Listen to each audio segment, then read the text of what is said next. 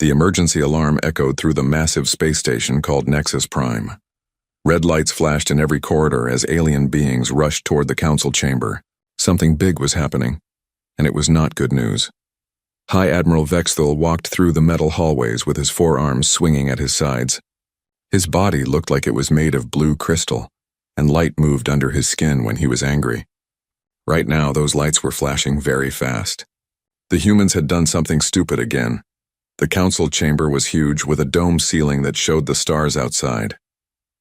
12 different alien species had their representatives sitting around a circular table. In the center was a hologram projector that could show anything in the galaxy. Today it would show them how foolish the humans were. Counselor Mira Chen sat alone at the human section of the table. She was small compared to the other beings around her. Her dark hair was pulled back and her face showed no emotion. The other aliens looked at her like she was a child who had broken something valuable. "The meeting will start now," announced Speaker Zoltan. He was tall and thin with green skin and 3 eyes. "We are here because the humans have declared war on the Zephyrian Empire."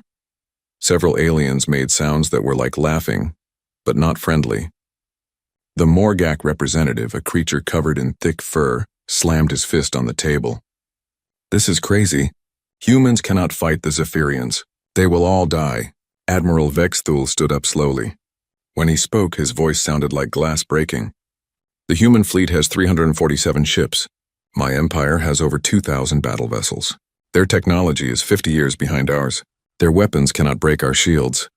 He touched a control on the table and the hologram projector came to life. It showed the human fleet floating in space near Earth.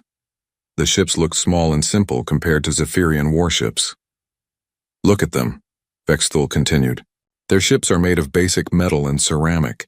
They use chemical rockets for power. They have no quantum shields, no plasma cannons, no phase torpedoes. What do they have? Simple railguns and nuclear missiles." The Kalari representative, a being that looked like a giant octopus, waved her tentacles. "Perhaps we should stop this war before it starts. Many humans will die for no reason." "No," said Vexthul firmly. "The humans chose this fight. They attacked our mining colonies. They destroyed our trade ships. They will learn what happens when lesser species challenge the Zephyrian Empire." Counselor Chen finally spoke. Her voice was calm and quiet. "Admiral, you seem very sure about this." "I am sure because I have facts," Vexthul replied. "Computer, show them the battle prediction." The air above the table filled with numbers and charts. A mechanical voice spoke. "This is Strategic AI Omega-7 analysis complete. Human defeat probability 99.7%. Estimated battle duration 6 to 8 hours. Zephyrian loss is minimal." The Torvani representative, a reptile-like being with scales, hissed with amusement. 6 to 8 hours? That seems too long. Humans will surrender after the first attack." "Maybe," said Vexthul, "but humans are stubborn. They will keep fighting even when they cannot win. It will take time to destroy all their ships." More laughter came from around the table. The Nixori delegate, who looked like a walking tree, spoke in a voice like wind through leaves. "Should we prepare rescue ships? For the human survivors?" "There will be no survivors," Vexthul said coldly. "The Zephyrian Empire does not accept surrender from species that attack us first. Every human ship will be destroyed. Every human crew will die. This will send a message to other worlds that think they can challenge us." Counselor Chen listened to everything without changing her expression. She looked at each alien face around the table. Finally she asked, "Have any of you ever fought humans before?" The question made the room quiet for a moment. Then the Karani representative, a floating jellyfish-like creature, answered, "We have defeated human colonies many times. They always lose." "Those were small settlements," Chen said. "Have you fought Earth directly? Have you fought our main fleet?" Vexthul's crystal body flashed brighter. "It does not matter. Numbers and technology decide wars. We have both. Humans have neither." "The computer agrees," added the Yalgoth representative, a creature that looked like a walking rock. "Omega-7 never makes mistakes in battle predictions." Chen nodded slowly. "I see. You trust your computer more than experience." "Our computer has data on every human ship, weapon, and tactic," said Speaker Zoltan. "What more do we need?" "Knowledge," Chen replied. "Real knowledge about who you are fighting." This made more aliens laugh. The Frelnok delegate, who had blue skin and 6 arms, spoke up. "Counselor Chen, your species is brave, but bravery cannot stop plasma cannons. Your ships cannot fly fast enough to escape our weapons. Your shields cannot stop our attacks. Perhaps, Chen said. But you should know that humans have been fighting wars for thousands of years. We have fought each other, alien invaders, and anyone else who threatened us. We have learned many things, such as, asked Vexthul, such as how to win battles we should lose. The crystal being's lights flashed with anger. Impossible. Mathematics does not lie. Physics does not change. Weak ships cannot defeat strong ships. Chen stood up from her chair. She was much smaller than everyone else in the room, but somehow she seemed to fill more space. Admiral, you know about our ships and weapons, but do you know about our people? I know they will die, Vexthul answered. Do you know why humans keep fighting even when they are losing? Because they are too stupid to surrender. Chen smiled for the first time during the meeting. It was not a happy smile. No, Admiral, because we understand something you do not. What? Sometimes the only way to win is to make sure your enemy loses even if you lose too. The room became very quiet. Several aliens looked confused. Others looked worried. Vexthul's crystal body stopped flashing. That makes no sense, he said finally. It will, Chen replied. When this battle is over, you will understand exactly what I mean. She gathered her papers and started to leave the chamber. As she reached the door, she turned back to face the alien council. Gentlemen, ladies, honored beings, she said formally. You have made your choice. The Zephyrian Empire will attack Earth. Your computer says it will take 6 to 8 hours.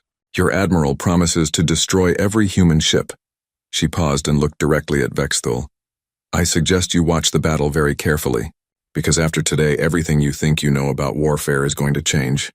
Then she left the room, leaving 12 alien species to wonder if the small human woman knew something they did not. Admiral Vexthul watched her go. For just a moment his crystal body dimmed, then he shook his head and the lights returned. Computer, he commanded, prepare the fleet for battle. All ships are to jump to the Sol system in 48 hours. Confirmed, replied Omega-7. Victory probability remains 99.7%. But as the aliens left the chamber, none of them noticed that the computer's voice sounded slightly less certain than before. 2 days later, space near Earth began to change. First, there were small flashes of light, then bigger ones. Finally, the darkness exploded with the arrival of the Zephyrian war fleet. Over 2,000 ships came out of hyperspace in perfect formation. They moved like a metal storm cloud across the star field. At the front was the massive dreadnought called Void Render. It was 3 kilometers long and covered with weapon ports. Smaller ships surrounded it like wolves around their pack leader. On the bridge of Void Render, Admiral Vexthul stood before a huge viewing screen. His 4 arms worked at different control panels while his crystal body pulsed with satisfied light. Everything was going exactly as planned. Admiral, called his weapons officer, a Zephyrian named Kolvex. We have reached the outer edge of the Sol system. Human fleet detected. Show me, Vexthul commanded. The main screen changed to show the human fleet. It looked pathetic. 347 ships floated in loose formation near Mars. They were tiny compared to Zephyrian vessels. Their hulls were dark metal with no decorations. No bright lights, no impressive weapons visible. Is that all of them? Asked Vexthul. Yes, Admiral. All human military ships are here? No reserves detected. Vexthul's body flashed with amusement. They brought everything they have. How desperate. His communication officer, a female Zephyrian called Nelara, spoke up. Admiral, the humans are sending a message. Text only. Read it. Message begins. To the Zephyrian fleet. This is Admiral Sarah Reyes of the United Earth Space Force. We are prepared to discuss surrender terms. Please respond. Message ends. The bridge crew made sounds like laughing. Several officers shook their heads. Even facing certain death, humans were still trying to negotiate. Open a channel, Vexthul ordered. Let me speak to this Admiral Reyes. The screen changed to show a human woman in a blue uniform. She had gray hair and tired eyes. Behind her, the bridge of her ship looked simple and functional. No fancy decorations or advanced displays. I am High Admiral Vexthul of the Zephyrian Empire, he announced. You have attacked our territory. You have destroyed our property. Surrender now and your deaths will be quick. Admiral Reyes looked directly at him through the screen. I appreciate the offer, Admiral, but I think there has been a misunderstanding. What misunderstanding? You think we sent you a surrender message? We didn't. Vexthal's crystal body stopped flashing. Then what was that message? Reyes smiled. It was the same kind of smile Counselor Chen had used back on Nexus Prime. Cold and knowing. That was us thanking you for the target practice. We haven't had a good fleet exercise in months. The Zephyrian admiral stared at the screen. This human was either very brave or completely insane. You have 347 ships. I have over 2,000. Do you understand mathematics? I understand something better than mathematics, Reyes replied. I understand humans. This conversation is over, Vexthal said angrily. Prepare to die with honor if your species knows what honor means. Fire when ready, Reyes answered. Then the screen went dark. Vexthal turned to his weapons officer. All ships prepare for battle. Target the largest human vessels first. We will show them the power of the Zephyrian Empire. Across the Zephyrian fleet, weapon systems came online. Plasma cannons charged with deadly energy. Quantum torpedoes loaded into firing tubes. Shield generators hummed with protective force. All ships report ready, Kolvex announced. Fire. Space lit up with destruction. Thousands of energy beams and missiles streaked toward the human fleet. The attack was beautiful and terrible, like a deadly fireworks show. Every shot was aimed perfectly by computer targeting systems. The weapons reached the human ships and nothing happened. What? Vexthal shouted. Where are the explosions? On the tactical display, Kolvex watched in shock. Admiral, the humans are not there anymore. What do you mean, not there? They moved. All of them. At exactly the same time, just before our weapons arrived. Vexthal stared at the screen. The human fleet was now scattered across a much wider area. They had dodged thousands of precisely aimed shots by moving together like a school of fish. How did they know when to move? He demanded. Before anyone could answer, alarms began screaming throughout Void Render. Red lights flashed on every control panel. Incoming projectiles, Nilara shouted. Multiple impacts on the fleet. The main screen showed Zephyrian ships being hit by what looked like metal spears. But these spears were moving at incredible speed. When they hit shields, the shields collapsed. When they hit hull armor, they punched straight through. What are those weapons? Vexthal asked. Railgun projectiles, Kolvex replied, checking his instruments. Simple kinetic rounds. But they are moving at 30% of light speed. That is impossible. No chemical propulsion can achieve those velocities. The projectiles are not chemically propelled, Admiral. They are magnetically accelerated. The humans have turned their entire ships into giant railguns. Vexthal watched his tactical display as more Zephyrian vessels took damage. Red indicators showed ships with critical systems failing. Some were already drifting helplessly. How many ships have we lost? 47 destroyed. 96 damaged. In how long? 3 minutes and 12 seconds. The Crystal Admiral's body went completely dark for a moment. This was not what the computer had predicted. This was not how civilized warfare worked.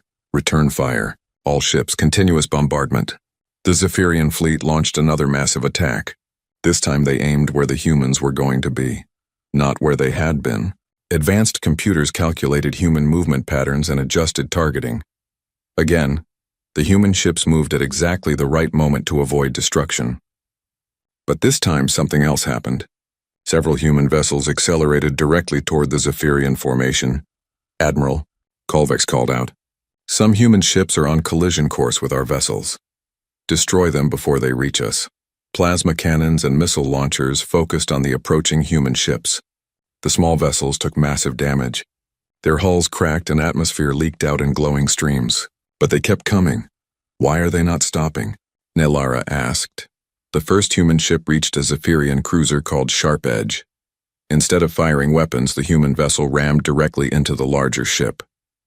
Both vessels exploded in a ball of nuclear fire. They are using kamikaze attacks, Kolvex shouted in disbelief. More human ships followed the same pattern.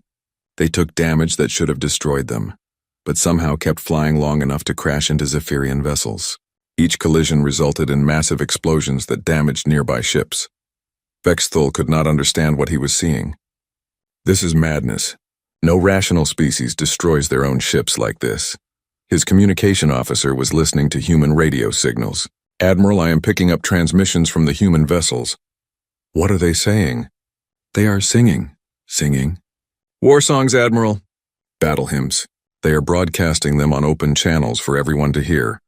The bridge speakers crackled to life with human voices raised in harmony. The words were in different languages, but the emotion was clear. These were songs of defiance, courage, and sacrifice. Vexthul listened to the singing and felt something he had never experienced before. Fear. Not fear of dying, but fear of fighting an enemy that was not afraid to die. "Sir," Kolvek said quietly, "the humans are not fighting like any species we have encountered before." "What do you mean?" "They are not trying to preserve their ships or minimize casualties. They are fighting to cause us maximum damage regardless of cost to themselves." On the tactical display, the battle continued. More Zephyrian ships took damage from impossible fast railgun rounds. More human vessels sacrificed themselves in ramming attacks. The singing grew louder as more human crews added their voices. Admiral Vexthul realized that Admiral Reyes had been right. There had been a misunderstanding. The Zephyrians had thought they were fighting a normal space battle with a weaker enemy. Instead, they were fighting something much more dangerous. They were fighting humans who had decided that winning meant making sure their enemies lost no matter what it cost. Captain Maria Torres watched her tactical display from the bridge of the UES Retribution. Her ship was smaller than most vessels in the human fleet, but it carried something special. In the cargo bay were 50 unmanned fighter drones, each loaded with enough antimatter to crack a moon. "Captain," her weapons officer called out, "Zephyrian heavy cruiser moving into attack position. Distance 40,000 kilometers. "Perfect," Torres replied. "Launch all drones. Attack pattern Delta 7. The 50 drones shot out of Retribution's launch bay like angry hornets. They were tiny compared to the massive Zephyrian cruiser, but they moved with deadly purpose. Each drone had a simple mission: get close and explode. On the Zephyrian ship, alarm signals screamed as sensors detected the approaching swarm. Defensive weapons opened fire, destroying drone after drone, but the humans had planned for this. When the Zephyrian guns shot down the first wave of drones, the explosions created clouds of metallic debris. The second wave of drones used this debris as cover, hiding from sensors until they were too close to stop. 3 drones reached the cruiser's hull and detonated simultaneously. The antimatter explosions tore massive holes in the ship's armor. Atmosphere and crew were sucked out into space. The proud Zephyrian vessel began to drift, powerless and dying. Admiral Vexthul watched this happen from his command ship and felt his crystal body grow cold. "What kind of tactic is that?" "They sacrificed 50 vessels to destroy one of ours." "The drones were unmanned, Admiral," his intelligence officer reported. "No human crew died in that attack. Unmanned? They fight with robot ships?" "It appears so. Our sensors are detecting similar drone swarms launching from other human vessels." Across the battlefield, the pattern repeated. Human ships released clouds of small drones that swarmed Zephyrian vessels like metal locusts. The Zephyrians shot down most of them, but some always got through. Each successful attack damaged or destroyed ships that had taken decades to build, but the drones were just the beginning. Lieutenant Commander Jake Harrison commanded the stealth ship UES Ghostwalker. His vessel was coated with materials that absorbed sensor signals instead of reflecting them. To Zephyrian instruments, Ghostwalker was almost invisible. "Helm, take us behind that asteroid field," Harrison ordered. "We have work to do." Ghostwalker slipped between floating rocks and debris until it was hidden from the main battle. Then Harrison activated the ship's most secret weapon, a quantum virus designed to infiltrate alien computer systems. "Upload the package to that Zephyrian." "Destroyer," he commanded, invisible.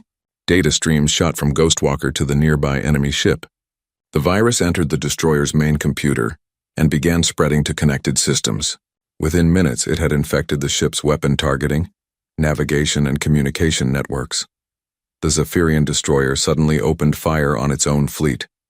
Plasma cannons that should have been shooting at humans instead blasted holes in nearby Zephyrian vessels. The ship's crew tried desperately to regain control, but their computers no longer obeyed their commands. Similar attacks happened throughout the Zephyrian formation. Ships began firing on their allies. Navigation systems sent vessels careening into each other. Communication networks filled with false orders and conflicting information. "How are they doing this?" Vexthul demanded from his bridge. "Our computer systems are completely secure." "Not anymore," his tech officer replied grimly. "The humans have introduced some kind of adaptive virus. It learns our security codes and breaks them faster than we can change them. Then shut down all computer systems. Fight manually." "We cannot, Admiral. Our ships are too complex. Without computers, we cannot aim weapons, plot courses, or even maintain life support. On another part of the battlefield, Commander Sarah Kim was having the time of her life. Her ship, UES Wildfire, was designed for one purpose: to cause as much chaos as possible. "Deploy the scrap field," she ordered with a wicked grin. Wildfire released thousands of metal fragments into space. Each piece was no bigger than a coin, but they were traveling at tremendous speed. When Zephyrian ships tried to fly through the area, the tiny fragments peppered their hulls like bullets from a machine gun. The fragments were too small for point defense weapons to target, but too numerous to dodge. They punched holes in armor, shattered sensor arrays, and damaged weapon systems. Ships that entered the scrap field came out looking like metal cheese that had been attacked by angry mice. "Ma'am," her tactical officer reported, "Zephyrian formation is breaking up. They are trying to avoid our debris fields." "Good. Deploy field generators, Charlie, through hotel. Let's give them a maze to fly through." More scrap fields appeared between the fleets. The Zephyrians found themselves forced to take longer routes to reach human ships. This gave the humans more time to aim their railguns and launch more drone attacks. Admiral Vexthul stared at his tactical display in growing horror. The neat, organized battle he had planned was turning into complete chaos. His ships were scattered, confused, and fighting each other as much as they were fighting humans. "Sir," his communication officer said nervously, "I am receiving a transmission from the human fleet. Audio only. Put it through." The voice that came from the speakers was calm and confident. It belonged to Captain Torres of the Retribution. "Attention, Zephyrian fleet. This is Captain Maria Torres of the United Earth Space Force. I want you to know something important." Vexthul remained silent, waiting. "You came here thinking you understood warfare. You believed that having bigger ships and better weapons would make you win, but you made a mistake." "And what mistake?" Vexthul found himself asking. "You studied our ships. You analyzed our weapons. You counted our forces, but you never bothered to learn about us, about humans." The transmission continued as more explosions lit up the space around Void Render. "We have been fighting wars for thousands of years, not just against aliens but against each other. We have perfected every dirty trick, every desperate tactic, every way to turn weakness into strength." A Zephyrian battleship exploded in the distance. Victim of another drone swarm attack, you see war as a science, predictable, controllable. We see war as an art, creative, adaptive, unpredictable. "You fight without honor," Vexthul transmitted back. Torres laughed. It was not a pleasant sound. "Honor? You want to talk about honor? You came to our home system planning to kill every human in space. You refused to accept surrender. You promised to destroy us all. And now you complain that we fight back too hard?" Another virus attack turned a Zephyrian cruiser against its own fleet. The infected ship's weapons carved through 3 friendly vessels before its crew managed to shut down the main computer. "Let me explain something about humans," Torres continued. "We do not give up. We do not surrender. We do not accept defeat. When you attack us, we will use every weapon we have, every trick we know, and every idea we can think of to make sure you regret it." The human fleet began a new tactic. Ships that were too damaged to fight effectively turned themselves into guided missiles. Their crews evacuated in escape pods while the ships accelerated towards Zephyrian targets on autopilot. "This is madness," Vexthul whispered. "No," Torres replied, somehow hearing him. "This is war. Human war. You wanted to see how we fight? We learned from the best teachers in the galaxy, ourselves. We have been killing each other for millennia. We know every way to hurt, to break, to destroy." A massive explosion lit up the battlefield as a human heavy cruiser rammed into a Zephyrian dreadnought. Both ships disappeared in a ball of nuclear fire. "You thought this would be easy. You thought we were just another weak species to be conquered, but you made the same mistake that every bully makes." "What mistake?" "You confused being peaceful with being harmless. Humans can be very peaceful. We can also be the most dangerous thing in the galaxy when you threaten our families." Vexthul looked at his tactical display. Nearly a quarter of his fleet was destroyed or disabled. The humans had lost almost half their ships, but they kept fighting with a ferocity that defied logic. "Admiral," his tactical officer reported, "our formation is completely broken. Ships are scattered across the system. Many have lost communication with the command vessel." "What are your orders, sir?" asked the weapons officer. Vexthul stared at the chaos on his screens. Everything he thought he knew about warfare was wrong. The humans had not just defeated his tactics, they had made his entire way of thinking about battle obsolete. "Sir?" the weapons officer repeated. For the first time in his military career, High Admiral Vex Thule of the Zephyrian Empire had no idea what to do next. Back on Nexus Prime, the alien council members sat in stunned silence. The great chamber that had echoed with laughter just days before was now quiet as a tomb. Every species representative stared at the tactical displays showing the battle near Earth. Speaker Zoltan's three eyes blinked rapidly as he tried to process what he was seeing. "This cannot be correct. The displays must be malfunctioning." "They are working perfectly," replied the mechanical voice of Omega-7. "All data has been verified multiple times. The human fleet is achieving tactical superiority, despite numerical and technological disadvantages." The Morgak representative, still covered in thick fur but no longer laughing, growled softly. "How is this possible? Humans have inferior ships." "Correction," Omega-7 responded. "Human ships are technologically simpler, not inferior. Analysis reveals that simplicity has become an advantage in this engagement." Counselor Kethmar of the Kalari delegation waved her tentacles nervously. "Explain this analysis." "Zephyrian vessels rely heavily on computer systems for all functions. When these systems are compromised, the ships become helpless. Human vessels use manual backup systems for critical functions. They remain operational even when their computers fail." The holographic display changed to show close-up views of individual battles.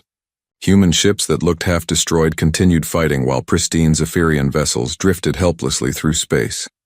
Furthermore, Omega-7 continued, human tactical doctrine appears designed specifically to counter conventional galactic warfare methods. They have studied our standard practices and developed countermeasures. "You mean they planned this?" asked the Nixori delegate, her tree-like form rustling with distress. "Evidence suggests extensive preparation. Human tactics demonstrate knowledge of Zephyrian ship designs, weapon systems, and standard battle formations. This information could only have been gathered through long-term intelligence operations." In space near Earth, the battle continued to spiral away from Zephyrian control. Admiral Vexthal watched his flagship's displays as another of his dreadnoughts fell victim to human ingenuity. The UES Prometheus, commanded by Captain Elena Vasquez, was dying. Her ship had taken massive damage from plasma cannon fire. Half her crew was dead or wounded. Her engines were failing and her hull was breached in dozens of places. Any rational commander would have ordered evacuation and surrender. Captain Vasquez was not feeling rational. "All hands, this is the captain," she announced over the ship's communication system. "We have one shot left and we are going to make it count." On her bridge, the surviving crew members looked at their instruments with grim determination. They knew what was coming. They had all volunteered for this mission. "Helm, set course for the Void Render. Full speed." "Captain," her first officer said quietly, "at our current acceleration, we will reach the dreadnought in 4 minutes. But the ship will break apart in 3.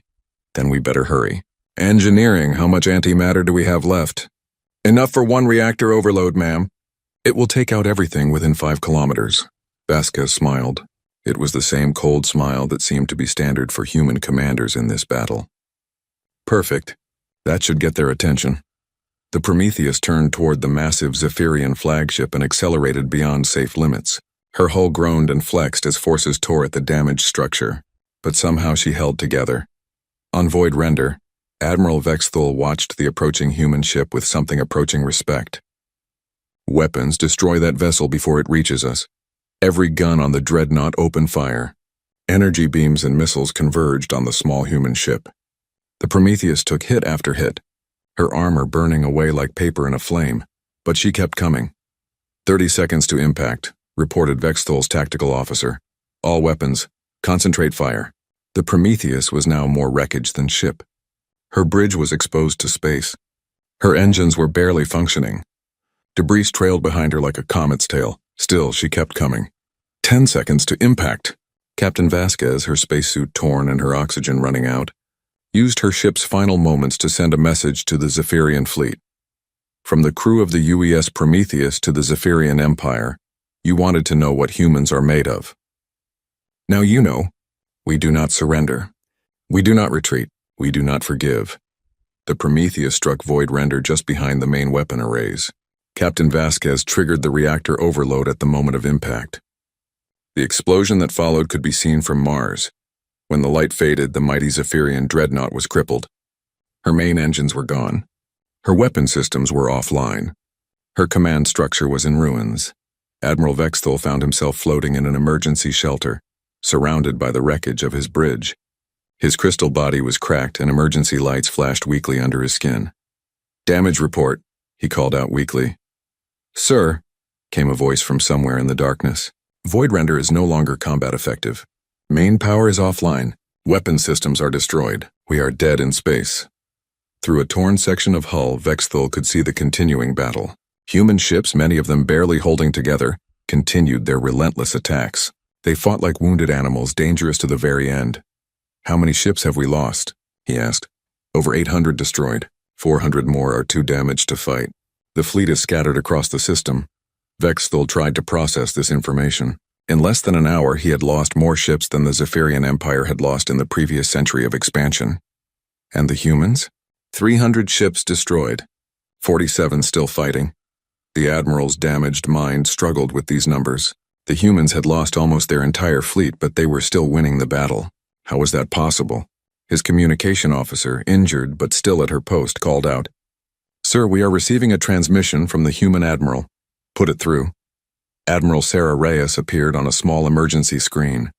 Her ship, the UES Defiance, looked as battered as every other human vessel, but her voice was strong and clear. "Admiral Vexthul, I believe you are ready to discuss terms." "Terms?" Vexthul could barely think straight. "You have 47 ships left. I still have over 1,000. Do you?" Reyes asked. "How many of those ships are still willing to fight? How many crews are asking themselves if conquering Earth is worth dying for?" Vexthul activated his fleet communication system. Immediately, voices filled the channel. Zephyrian ship commanders reported damage, casualties, and requests for new orders. But underneath the professional reports, he could hear something else. Fear. "Your crews have never faced an enemy like us," Reyes continued. They expected a quick victory against a weaker opponent. Instead, they found themselves in a nightmare where every human ship was a potential bomb, every attack was a suicide mission, and surrender was not an option. She was right. Vexthul could hear it in his officers' voices. The Zephyrian military was built on the idea of controlled, predictable warfare. They had never encountered an enemy that seemed to welcome death as a tactical option. "What do you want?" he asked. "I want you to leave our system. Take your surviving ships and go home. Tell your empire that Earth is not to be attacked again. And if we refuse," Reyes's smile returned, "then we will show you what humans do when we stop holding back." "Stop holding back? You have been holding back?" "Admiral, you have seen our ships fight. You have seen our crews sacrifice themselves. But you have not seen our planet's defenses. You have not seen what happens when we fight on our home ground. You have not seen what 4 billion angry humans can do when their families are threatened." As if to emphasize her point, new contacts appeared on the tactical display. Hundreds of ships were rising from Earth's surface. Not military vessels, but converted civilian craft. Cargo haulers with weapon pods welded to their hulls. Passenger liners carrying drone swarms. Mining ships equipped with industrial lasers. "Every human on Earth is now part of this fight," Reyes explained. "Civilians are turning their ships into weapons. Children are building bombs in their school workshops. Grandparents are volunteering for suicide missions. We have 4 billion people who are all willing to die to protect their world." Vexthul stared at the display as more and more ships appeared. They looked crude and improvised, but there were so many of them. And if they fought with the same desperate courage as the military fleet. "Furthermore," Reyes continued, "you should know that this battle is being broadcast to every human colony in the galaxy. They are watching their homeworld fight for survival. If Earth falls, every human settlement will know exactly what the Zephyrian Empire is capable of. So you will face 40 billion humans spread across 200 worlds, all of whom will use the tactics you have seen today. Every colony will become a fortress. Every ship will become a weapon. Every human will become a soldier." For the first time, Vexthul truly understood the trap he had fallen into. This was not just a battle for Earth. It was a recruitment video for the entire human species. "You planned this," he whispered. "We hoped we would not have to use this plan," Reyes admitted. But yes, we prepared for the possibility that someone would be foolish enough to attack Earth directly. The Admiral looked at his tactical display one more time. His magnificent fleet was scattered and broken. The humans had fewer than 50 ships left, but they had proven their point. They were not prey to be conquered. The silence in space was broken only by the crackling of damaged communication systems and the soft hiss of atmosphere leaking from torn hulls. Admiral Vexthul floated in the emergency command center of his crippled flagship, staring at displays that showed the complete destruction of everything he had believed about warfare. 11 minutes and 37 seconds. That was how long the Battle of Earth had lasted from first shot to final surrender. The computer had predicted 6 to 8 hours. Reality had been somewhat different. Admiral, his communication officer reported through a damaged headset. Fleet status report complete.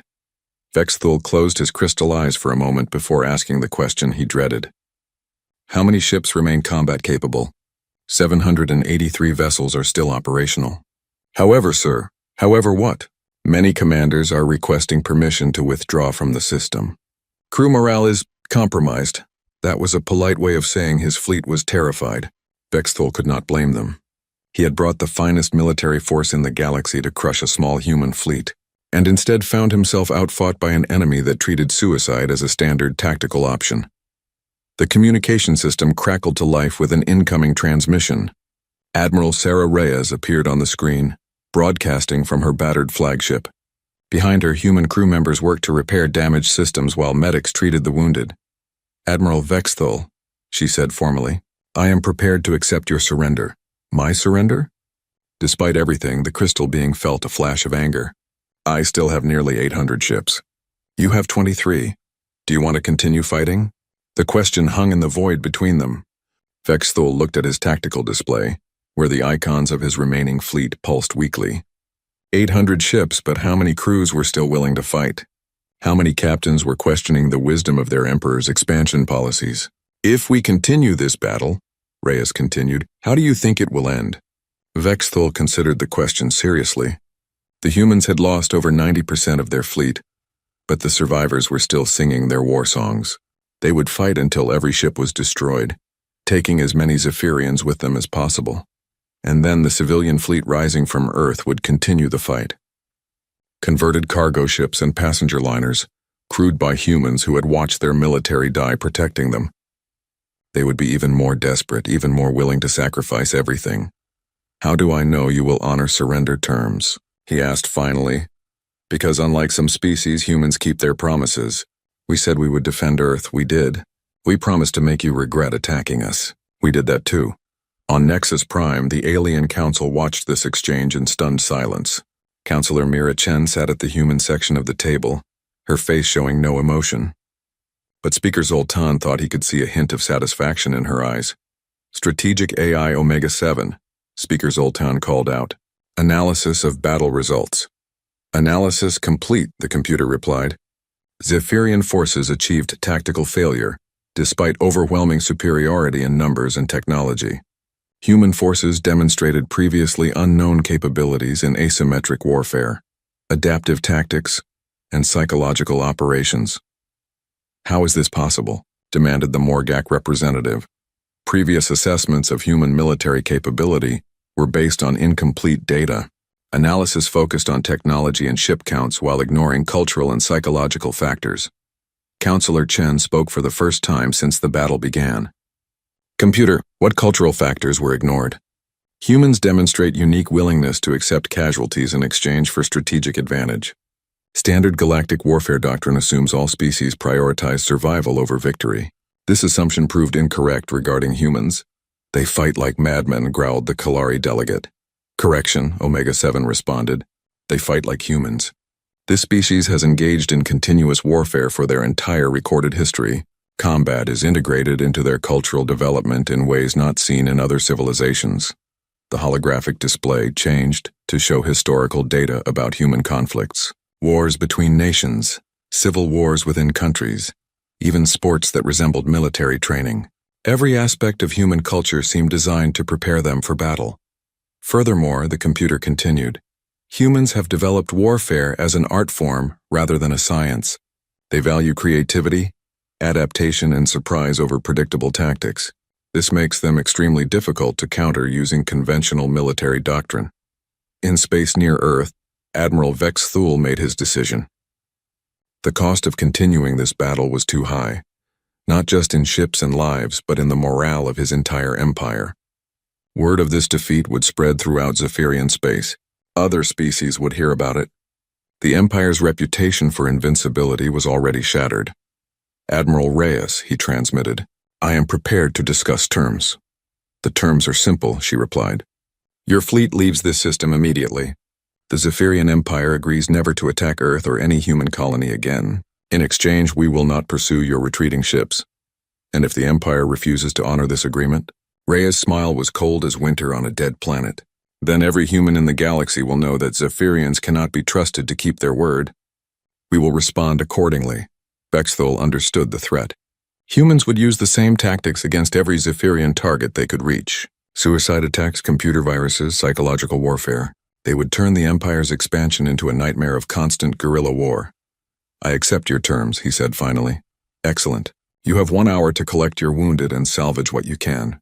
After that, any Zephyrian ship remaining in this system will be considered hostile." The transmission ended, leaving Vex Thol alone with the wreckage of his pride and his fleet. Around him, his crew worked to restore basic life support and prepare for the long journey home. "Sir," his tactical officer called out, "what do we tell the Emperor?" "We tell him the truth," Vexthol replied. "We tell him that humans are not prey. They are predators. And we should have listened to Counselor Chen when she tried to warn us. On Earth, the celebration was muted. Too many ships had been lost, too many crews had died. But the planet was safe, and the galaxy now knew that humans could not be conquered easily." Admiral Reyes stood on the bridge of the Defiance, watching the Zephyrian fleet slowly gather itself for retreat. Her ship was held together mostly by emergency welds and determination, but it was still flying. "Ma'am," her communication officer reported, "we are receiving messages from human colonies across the galaxy. They all saw the battle transmission. What are they saying? They want to know when we are going to start expanding again." Reyes laughed for the first time in days. The sound was not entirely pleasant. "Tell them we are not conquerors. We are defenders. But if anyone else wants to test our defenses..." She left the sentence unfinished, but the meaning was clear. Back on Nexus Prime, the Alien Council was dealing with a new reality. The balance of power in the galaxy had shifted in less than 12 minutes. Humanity had gone from a minor species to a major threat. Counselor Chen gathered her papers and prepared to leave the chamber. As she reached the door, Speaker Zoltan called out to her. "Counselor Chen, may I ask you a question?" "Of course. Did you know this would happen?" Chen paused and considered her answer carefully. "I knew that underestimating humans was dangerous. I tried to warn you, but you preferred to trust your computer over experience. What happens now? Now you have a choice.